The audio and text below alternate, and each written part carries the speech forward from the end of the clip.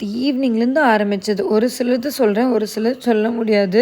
நேற்றுக்கு என்னென்னு பார்த்தீங்கன்னா, சாணுக்கு ஹோம்வொர்க் சொல்லி கொடுத்துட்ருக்கும்போது, குட்டி அம்மா எனக்கு வயிறு வலிக்குதுமா அப்படின்னா, சரி கொஞ்ச நேரம் போய் விளையாடு பட்டு அப்படின்னு விளையாட விட்டு, அப்பயும் வயிறு வலிக்குதுமா, அடிக்கடி இந்த 2 டேஸாக வயிறு வலிக்கு வயிறுன்னு சொல்லிட்டுருக்கா, வாங்க ஹாஸ்பிட்டல் கூட்டு போயிட்டு இருந்தேன்லான்னு சொல்லிட்டு, நாங்கள் 3 பேரும் ஹாஸ்பிட்டல் போயிட்டு இருந்தோம். மேடம் சொன்னாங்க, பாப்பாங்களுக்கு வந்து டைஜஷன் ப்ராப்ளமாக இருக்கும். ஏன்னா கிளைமேட் சரியில்லைல்ல, தண்ணி குடிச்சிருக்க மாட்டாங்களா இருக்கும் அதனால அப்படின்னு சொல்லிட்டு ஃபார்மாலிட்டிக்கு டேப்லெட் மட்டும் கொடுத்து அனுப்பிவிட்டாங்க. பட் இதே சொல்லிட்டு இருந்தாங்கன்னா 3 டேஸில் மறுபடியும் கூப்பிட்டு வந்துடுங்க, என்னென்னு செக் பண்ணிடலாம் அப்படின்னா, சரின்னு சொல்லிட்டு குழந்தைய கஷ்டப்படுக்க வேணாமேன்னு சொல்லிட்டு நான் வந்து தூங்க வச்சிட்டேன்.